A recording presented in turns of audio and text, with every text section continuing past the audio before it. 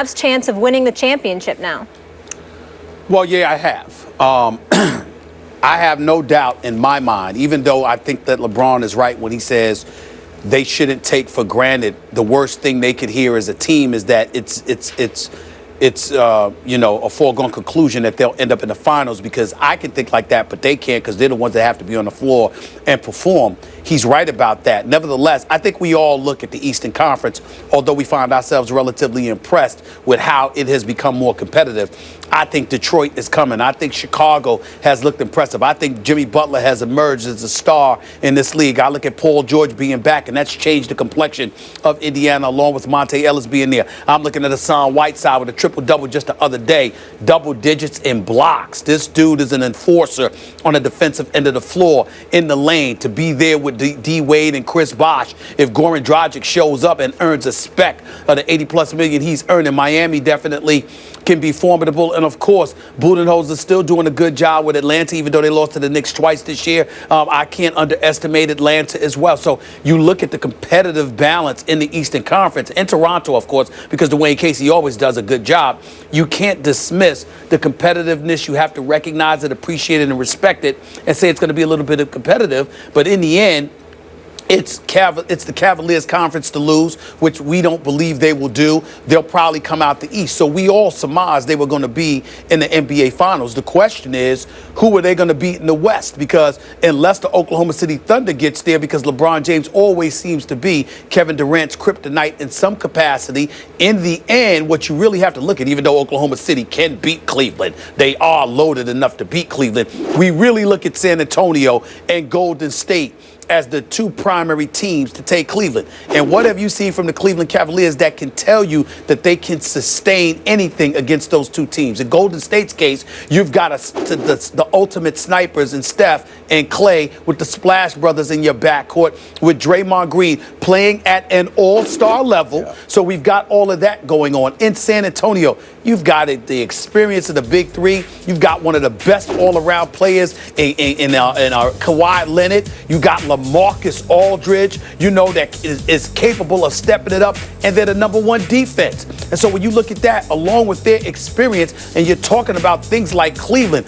being a head case, J.R. Smith being so unpredictable because he's so temperamental, Iman Shumpert not being able to shoot, Kevin Love devoid of that dog in you that you've got to have, all right? Kyrie Irving, limited experience in postseason action because last year was his first playoff experience, along with that of Kevin Love as well. And then you've got David Blatt, who is a hindrance, a liability at the coach's spot. Not because he can't coach, not because I don't believe he can coach, but because there's a level of respect that they appear to lack for him in times of trouble. If they had somebody like Larry Brown, who's doing it up at SMU, or some reputable coach, that would be different.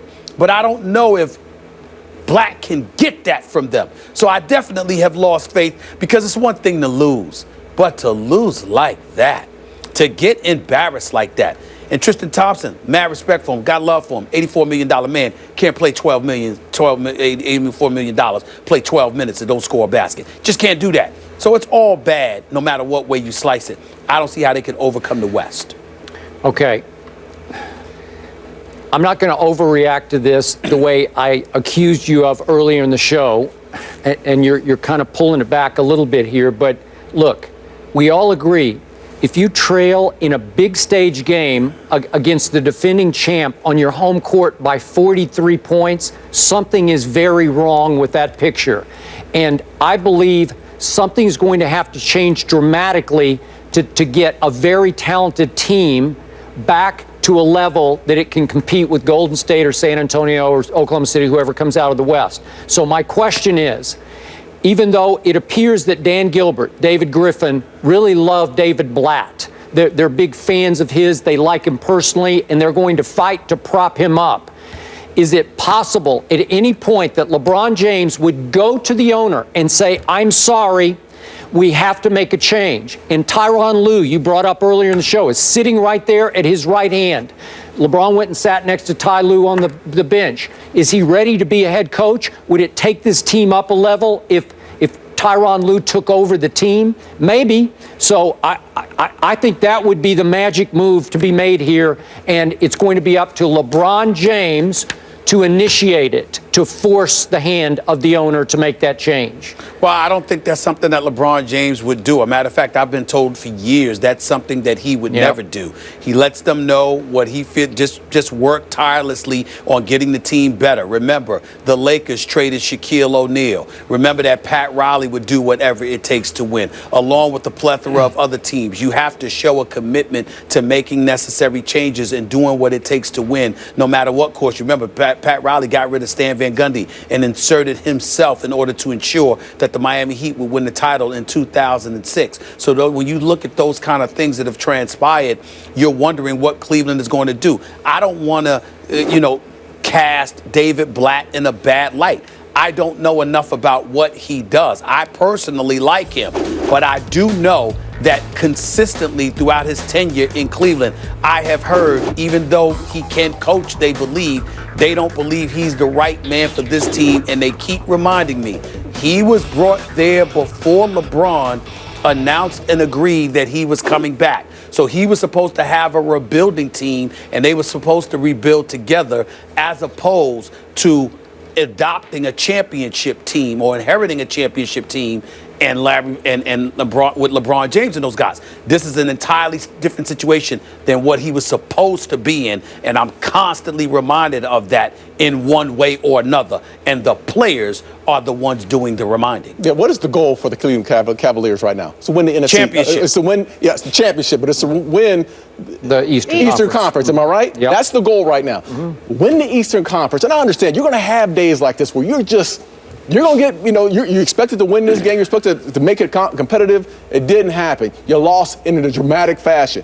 Not only NFL teams, but NBA teams, as a pro, you find ways to get yourself back motivated. The great teams do. The great players do. And you can't tell me the great players in years past didn't lose games like this, found a way to get themselves back. Cleveland Cavaliers will bounce back. We all agree that they're going to win the East. Am I right? Yep. They're going to be there in the finals. They're going to find a way. It's either going to be San Antonio or it's going to be Golden State all over again. It's a 7-game series. Get back on track. I'm not going to overreact to what I saw yesterday, because I've seen it happen in history. I've seen it. Not a prisoner of the moment. I'm surprised that you said that, Darren, because keep in mind, when you're going up against coaches, your familiarity with what they're going to throw at you is more paramount in 7-game series than even regular season games. Yeah. You got to be able to make that adjustment, which is why everybody's looking at the coach. You're not saying he can't coach. You're saying, look at who you're going up against. Yeah. How much do you know about what they're going to throw at you, which is why the experience comes into play. Yeah. Cavs have lost 5 straight. They are in Brooklyn Wednesday. Poor Nets. They might take it out on them. Up next, did Jeremy Maclin throw shade at Chip Kelly while praising new Eagles coach Doug Peterson? Look at the tweet here. Excited for Doug. Philly getting someone who understands everything that factors into